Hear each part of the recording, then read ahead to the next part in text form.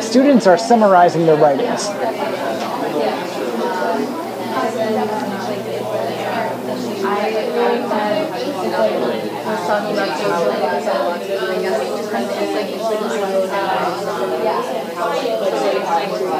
People don't often see the social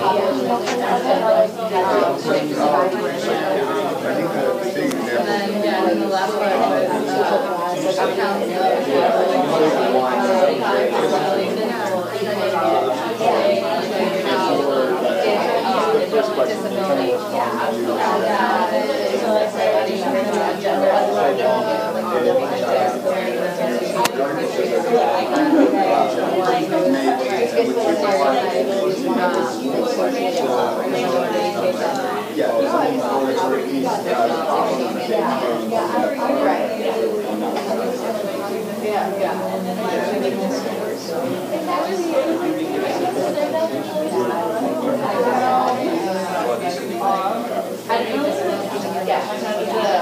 Are you scared too? Will you be looked at differently?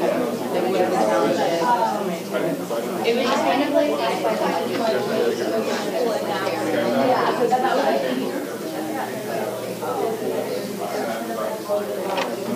it's not so much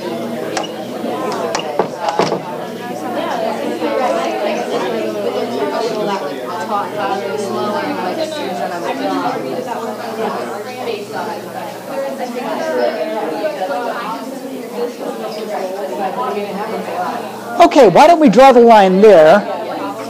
I realize you're mid-sentence. Why don't we come back together as a group? And we'll see what people want to say about this. We call this kind of an exercise a think, pair, share. So we spent maybe just a moment or so for you to recall. I know it's been maybe sometimes a couple of days since some of you have read that material, so you need to warm up those neural networks. And then you need to get that idea maybe down on your paper and then share it with a friend before you're ready to share it with the group. So I'm going to hold this down and we'll see who our lucky winner is. Liz. Okay, so Liz, can you just give us a brief summary of what either you shared with your friend or your friend shared with you in summarizing this article? Well, together we talked about what it means when we define disability and the societal and political implications of that and Okay. And also just the questions that were posed to disabled people. We all sort of we found it sad that the people who took the survey were thought the problem was with themselves. Okay. You know, it's probably not their fault. I don't think it's their fault. That's okay. Maybe an opinion. Okay. And yeah. That's okay. Opinions are welcome too, right? Yeah. Those are strikingly different tables that had the different questions in those. We'll come back to those if we need to. But that's something that over the past couple of semesters when I've taught this course, people pick up on right away, just how different those questions are. Somebody else want to add to the summary? Yeah, okay, thank you, Sarah. We talked a lot about, we found it interesting, the distribution of disabilities in different areas of the world. Like it was talking about how blindness and deafness are more common in third world countries, and then more developed countries experience things like heart problems and stuff like that. Uh-huh. I thought that was really interesting. Okay, right, yeah, sure. Just to add on to what Sarah said, like, we talked about how I think it feels like it's kind of like a cycle, like how disabilities may influence your socio and economic status and like vice versa. So like how do you kind of get out of this cycle and like how do we add those new like, social policies to your perspective? Okay, yeah. That's an interesting aspect, I think, of our power and justice conversations. We have a nice venue here for talking about them because we're going to be describing things like rods and cones and the physiology of hearing and all of that. But really what we're trying to work our way back to is this idea of going from neurons to neighborhoods, right? The social factors that contribute to disabilities or that make disabilities more difficult to live with than they would otherwise have to be, right? Okay, somebody else want to add something to the summary? Okay, thanks, Meg. We discussed a lot about the account of whether or not disability was part, can be considered part of the diversity of the college campus. Okay, which I think brings us into the next one, right? Oh, that's okay. That's all right. So we can try to take it one. There are two articles there that are on the topic of disability. So if you can save that thought, okay? All right. But we'll come back to you on that. Yeah, Alexa. So we talked about, going off of what you just said, like how viewing, a lot of people tend to view disability as like an individual tragedy, I think are the words that they use, rather than as like a societal problem. Mm-hmm. And while you were saying like the things that living in a society that doesn't understand a disability can make it that much more difficult to have the disability than it would otherwise be if you lived somewhere that, it wasn't viewed as such a individual, it's so sad that you have this, and Yeah, certainly, sure, okay. So, yeah, that it's more of a community, societal problem. That's certainly the take in this article, right? That they're trying to reframe this as being a societal issue and not an individual's issue. Okay, something else. Okay, why don't we do this? Why don't we stay in our same dyads or triads, whichever you... So we're still working with your partner. Can we go on to the next TED-Ed question, which was, why don't we do the next two, and we'll take them as a pair. In this article, and we'll keep it to the What is Disability article, what did you find to be most surprising, and what argument did you find to be the weakest? Maybe the authors were advancing an argument that you didn't find persuasive. So what was the most surprising argument or topic or idea, and what was the weakest idea or argument? Okay, why don't you get back in with your partner? We'll give you 2 or 3 minutes to talk about that, and then we'll share it with the group. Okay?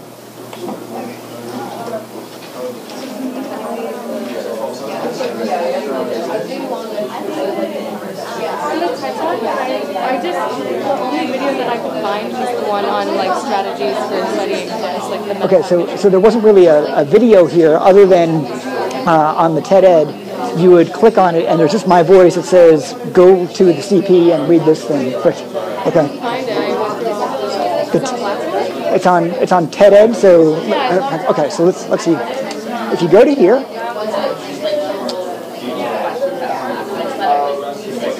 Let's go to course documents. Okay. And here's copy and paste this URL into your browser. Right? And we'll open up one of these.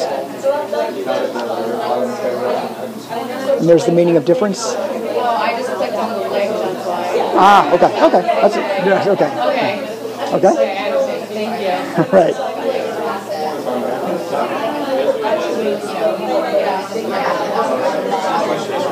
Hi, Sarah. I realized that was the one we had to do. Okay.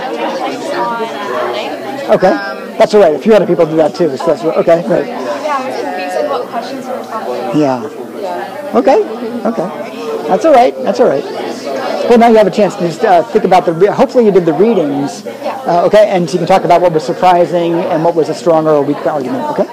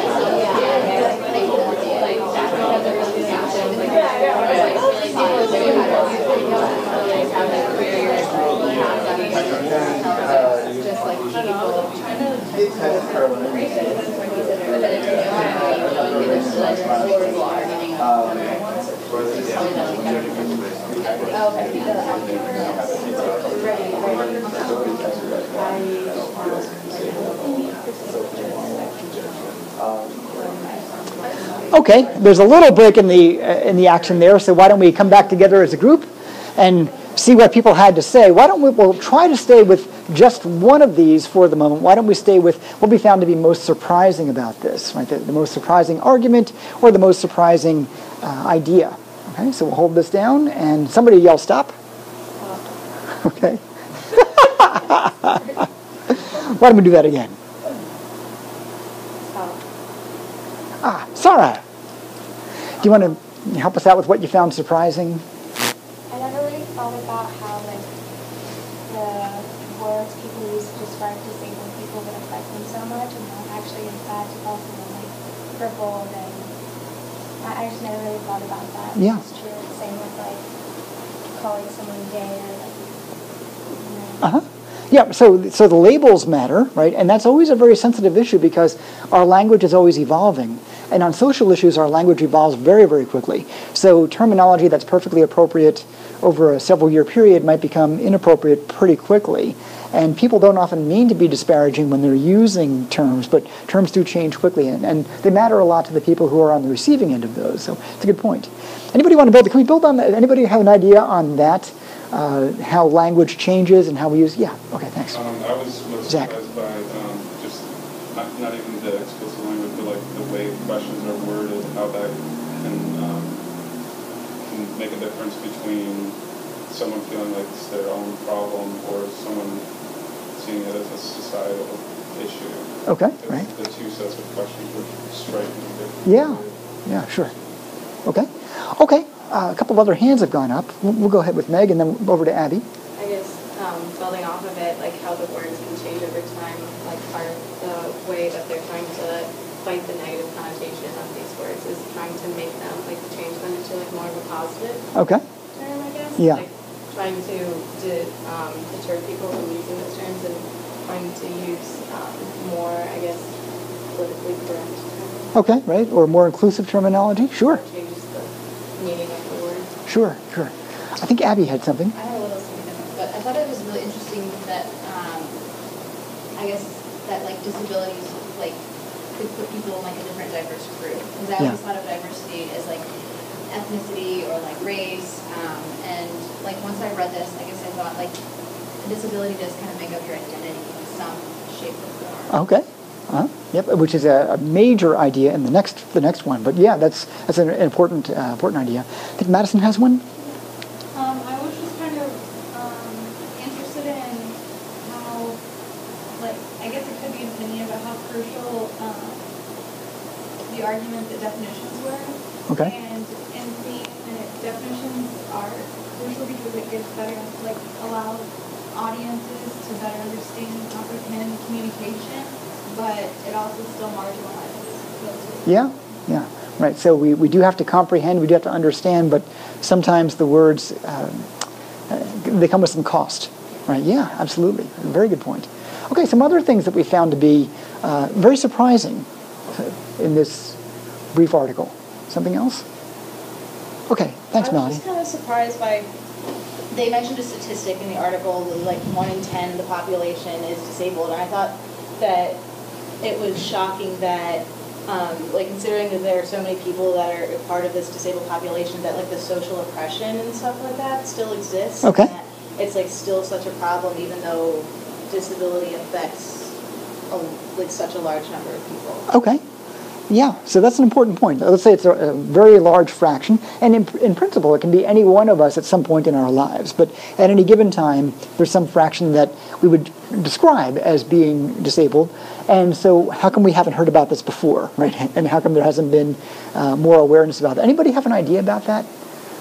Why might it be the case? Thanks, Claire. Yeah. I think that even like 50 years ago, people with disabilities and even mental disabilities and things like that were institutionalized and put aside from society, so they weren't necessarily involved and integrated with everything. And I mean, even in schools now, kids with learning disabilities and things are present in the classroom, but kids with maybe cerebral palsy still aren't necessarily in the same environment. Okay, so that's an interesting way of thinking about this. Maybe we have relatively lesser awareness, to get back to Melanie's point, because maybe the folks are physically segregated. They're institutionalized. They might even be physically in the same school, but they're in a different classroom, a special classroom. Okay, so that's one way of thinking about it. Something, yeah. I think it might also have to do with the fact that for some people with disabilities, although not all, it's not like obvious. Like, you know, with race or oftentimes gender, you can look at a person and tell right away. But it's, you know, if a person is in a wheelchair or something, that's, you know, something that you can tell right away. But with a lot of disabilities, you know, it could just be invisible. That's right.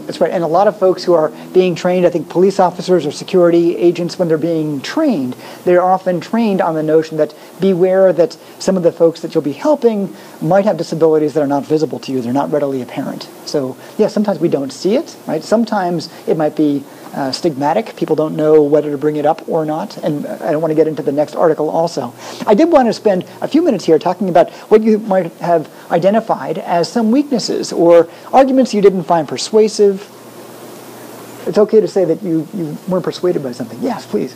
Well, we both agreed that the last section about impairment was sort of just really full of a lot of generalization. Okay. And I guess personally, I just left me with a lot of questions. Like they were saying that like certain cultures, like people there have more disabilities, but like what is this? Like they didn't say anything about like access to healthcare and what kinds of things they do about living disabilities, and it just left me with like a lot of questions. And I was like, where are they really going with this? I didn't really see a focus. I don't think that's too critical. Okay, all right. So it was almost just an absence of focus, and it was too general for you. Okay. All right. Other comments? What were some weak arguments or weaker ideas here? So it's okay to suggest and be critical in this way. We're being constructively critical.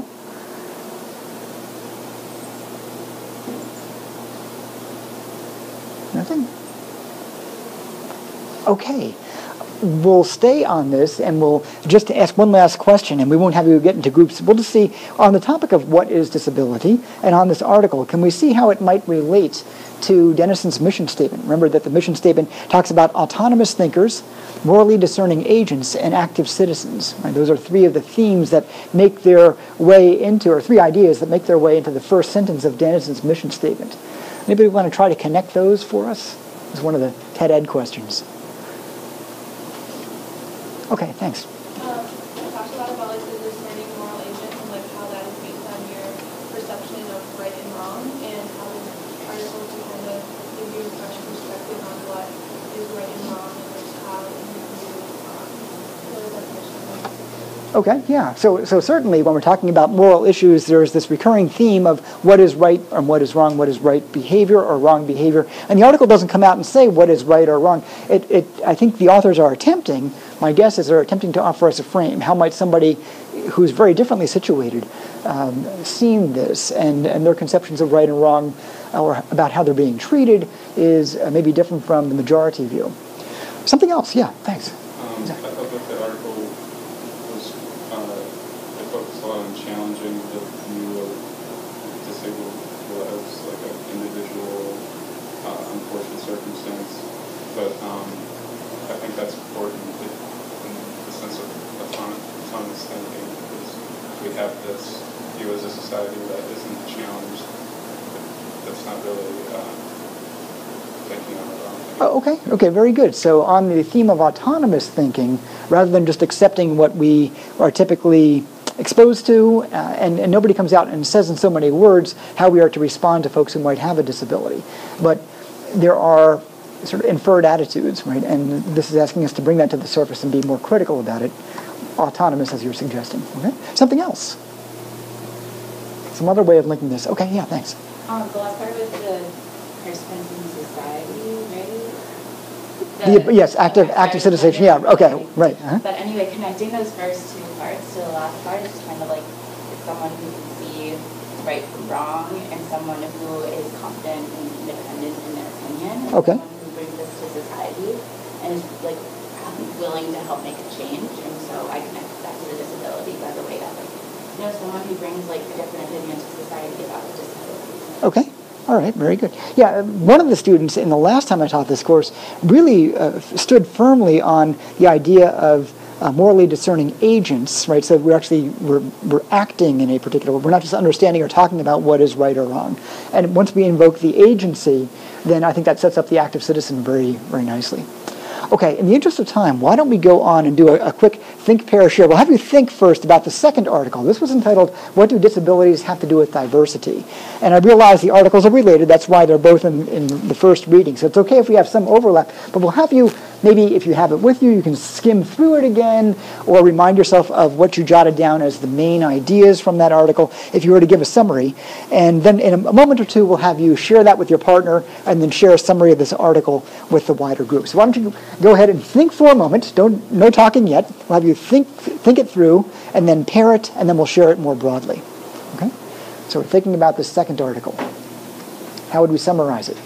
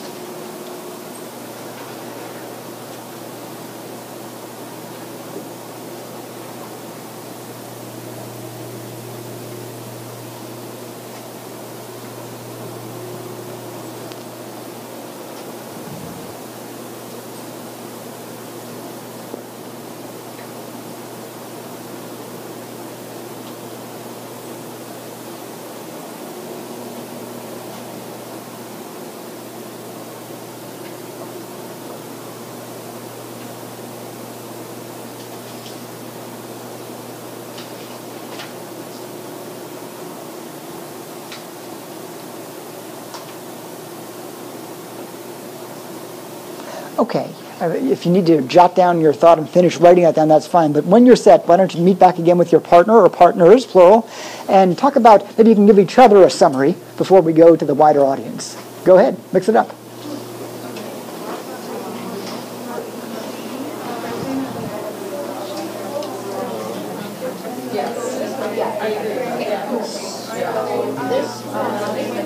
It's obviously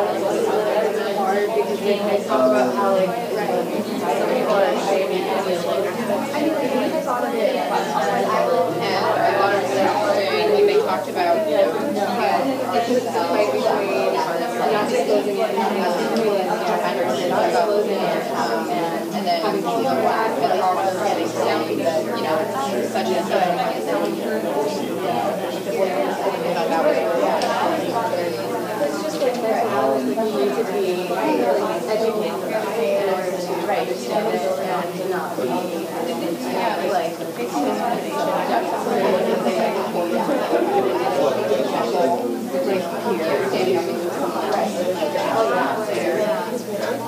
I was trying to get it out.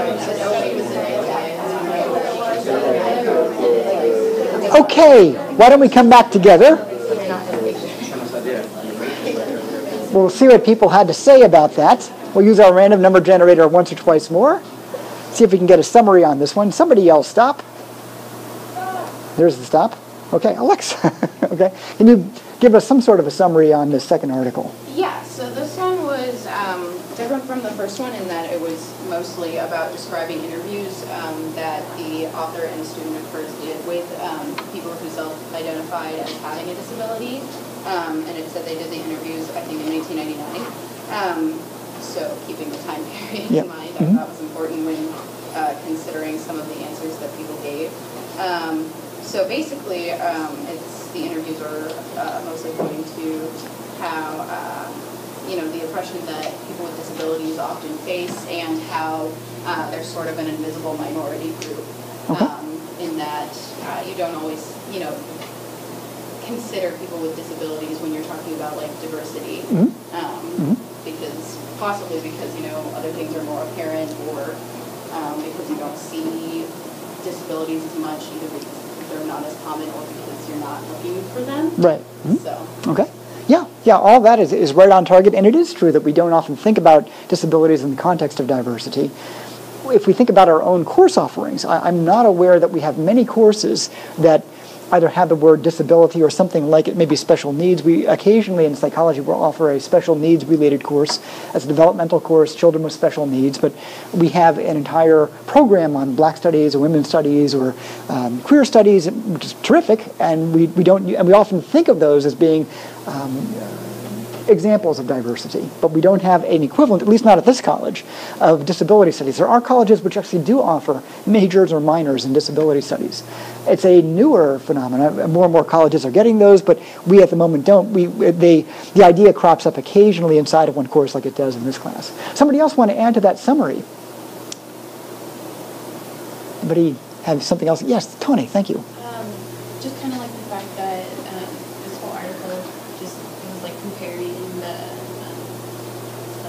diversity of people who are disabled to like the diversity that we all like normally think of the minority group, and how they actually are kind of like defined by it, whether like people need to or not, Okay, all right. Yeah, so there is some comparison that goes on, and I think the authors actually make the point that in their interviews they found some striking comparisons between what people with disabilities will report about their experiences and other kinds of maybe more regularly recognized minorities might report, and when do they disclose something, and so forth. So lots of parallels that go on there. Okay, all right. Why don't we'll do a quick sharing with your partner about what was most surprising here and also what was weakest. You can take those too. So in this article, what did you find most surprising and what did you find weakest? We'll give you a moment or two to talk that over with your partner. Go ahead.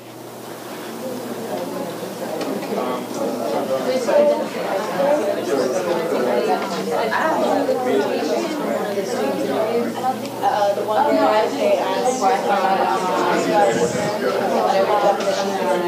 she said that I think like before non-A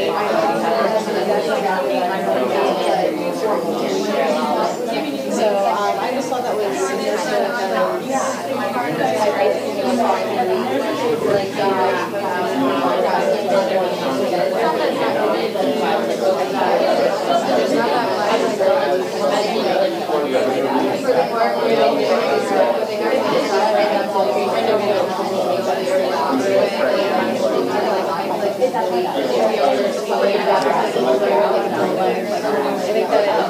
they made a good point, but I think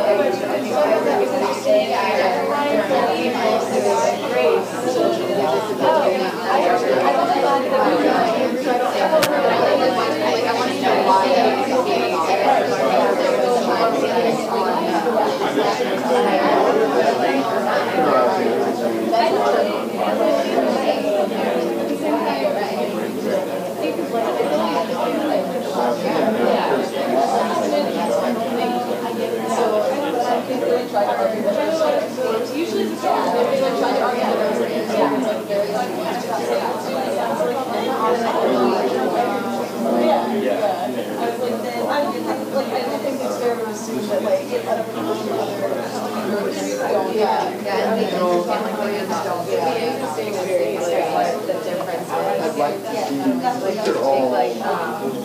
They're all from a lot of whether or not like they admit for disability information about this or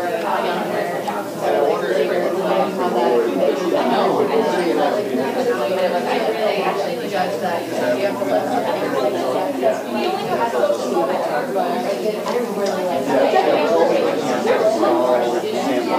I mean, it's not as reliable.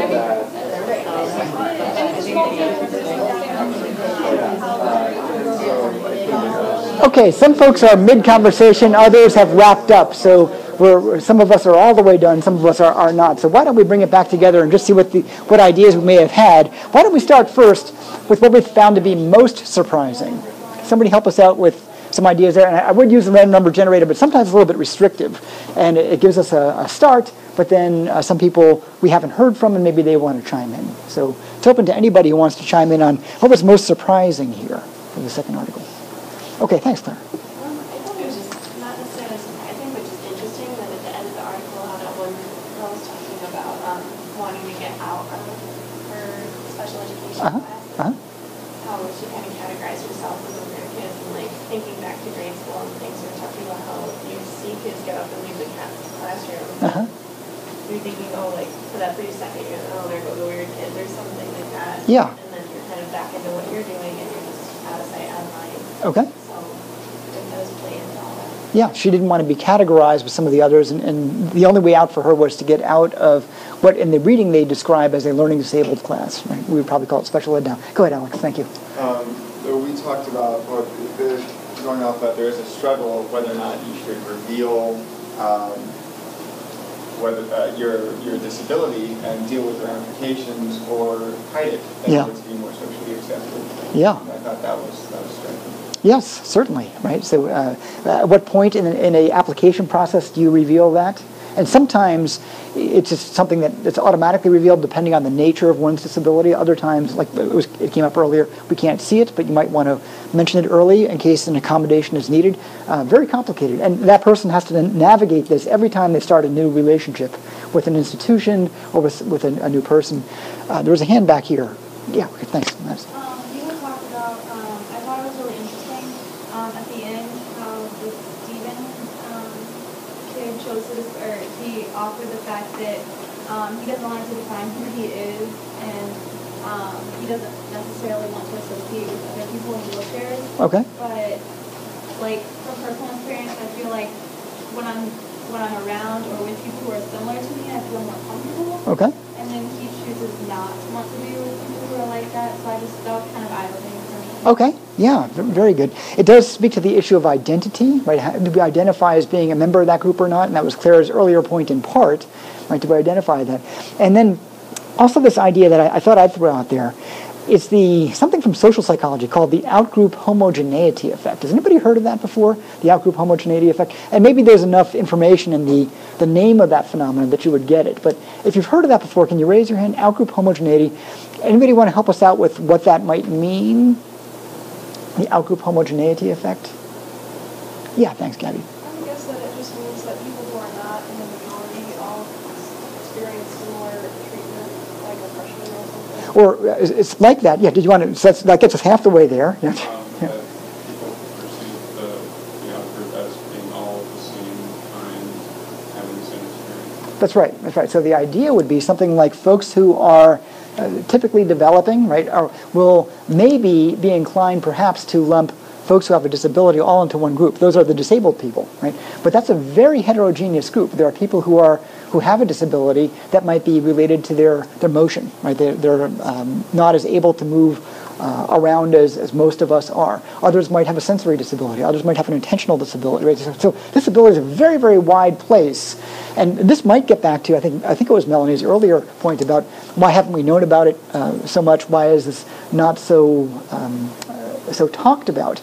And it might be the case that because the group of people that we might consider disabled, they're so heterogeneous, right? There are so many parts of our biology that can go away from the normal development that these folks become really quite isolated even from each other. The students who wind up in a purely deaf school might be different from students who are in a blind school. Right? Those are very different sensory disabilities. But we can say on some level they're all disabilities. So the Americans with Disabilities Act might apply to all of them, but they might not find a real strong camaraderie between them, as you might imagine.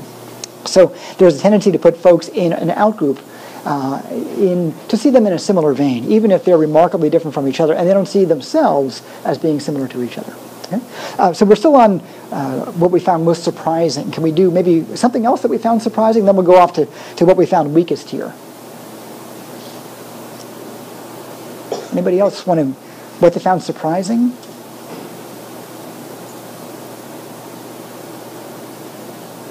Okay, how about weakest? Somebody not persuaded by something, idea not real strong. People are always more shy about this kind of thing. Yeah, okay, thanks. I was just not as convinced on their approach to presenting the interviews. Okay. I thought it was, I mean, they said it was to eliminate all bias, they would just sort of air raw interviews, but I feel like if you want the dialogue that they're trying to achieve, that there has to be some more connections to make the interviews kind of helpful for people. Okay, okay. Was that a hand or a stretch a moment ago? No, it was a hand. That was a hand, okay. I saw that it's like, we just kind of discussed like how it would be interesting, because they mentioned the point of like when people feel discouraged to share or disclose their, like, the fact that they have a disability at a young age versus an older age, and then embrace it, like how it would be either to kind of compare to like sexual preference of like coming out at a young age versus an old age, how it affects like everything, just like, not that it's a weak point, but like it would be nice to like see evidence of like, or like interview people who from accounts of like if they embraced the fact that they had a disability at a young age versus an old age and how it affected them. Okay.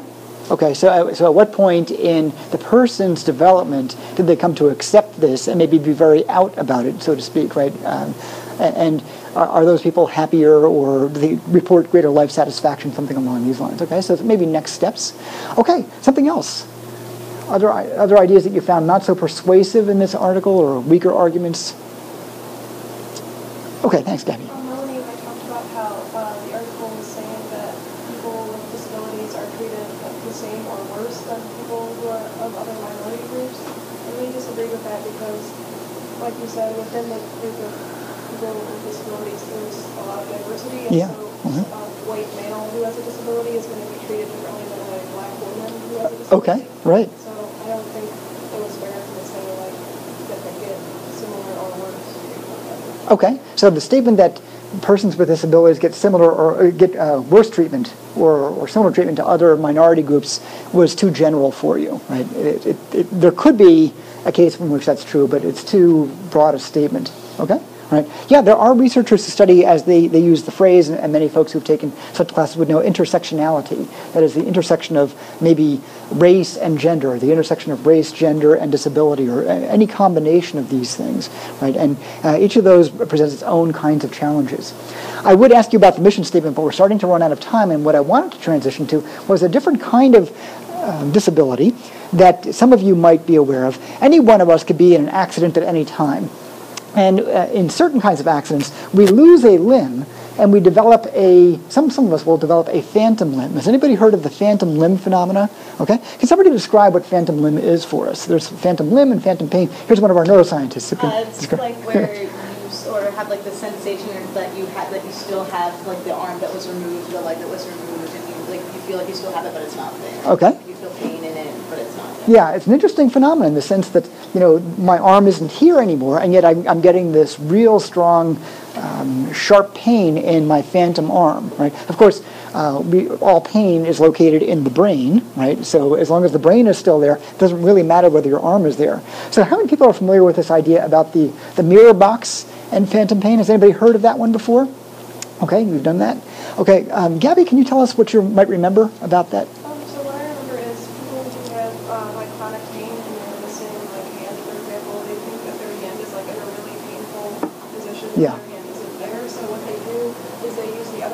or other limb that they still have, and they put it in a mirror so that it looks like the other hand is like reflecting, and they like adjust their hand to make the pain go away in the brain. Right. And what's the subjective response about pain when that happens? So I've got, this arm isn't here for me, but I'm reporting that I've got a phantom pain in my right arm. I go to Gabby's mirror box. I stick my hand in. So this is my left hand, but as I look in the mirror, I'm seeing my, if you will, my imaginary right hand, okay? And I do this, and any idea about the subjective experience? Well, in your sensory motor cortex, you're thinking that that is your other hand. Right. By moving that one and thinking that that one's there, it releases the tension. Yeah.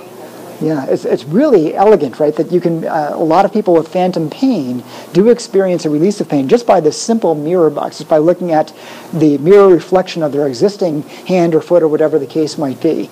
And you wouldn't need surgery, you wouldn't need drugs, you just do this, and the visual motor connections are going to be enough to undo that for us. So this was done by a fellow named Vulganar Ramachandran at University of California, San Diego, many, many years ago, and it's caught on, and really an intriguing idea.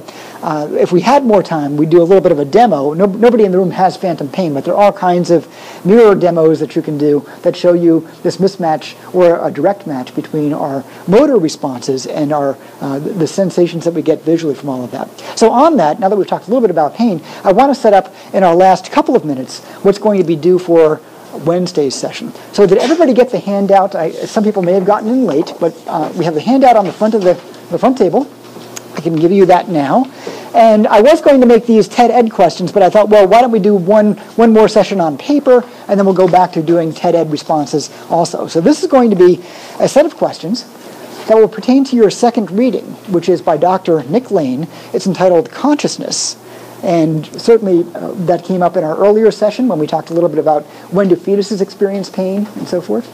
All different levels of consciousness. Lots of questions here, and we've done this a few times in this class, and this will take us the full session on Wednesday. So please answer all of these questions. Bring this to class on Wednesday, and we'll have a really good discussion about all of that. This is a CP2. Okay? And just for those folks who are not able to get to TED Ed, maybe what I can show you is where you would typically look for that. I will typically have out on Blackboard. I'll go back one. We'll go to Blackboard's Documents. Okay? And you'll see that, for example, it will say, copy and paste this URL into your browser. You'll have to copy this. Okay? You can do a Control-C or an Apple-C and paste those in. Okay? And that will bring you to here. You can watch, often the video will just be a brief video for me telling you to go to the reading, and then you'll click on Think, and you'll get the questions here. As you're answering the questions, they come through TED Ed to me, and I can see how you've responded. Okay? Any questions about that? All right, well, thanks for a great conversation. Look forward to seeing you in this context at the same time on Wednesday. We'll be talking about consciousness. Please make sure that you answer these. And I look forward to seeing many of you in the room next door for our research component. So we'll see you at 1:30, just 10 minutes from now. Have a great day.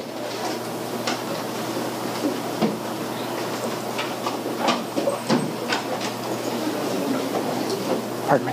I'm sorry.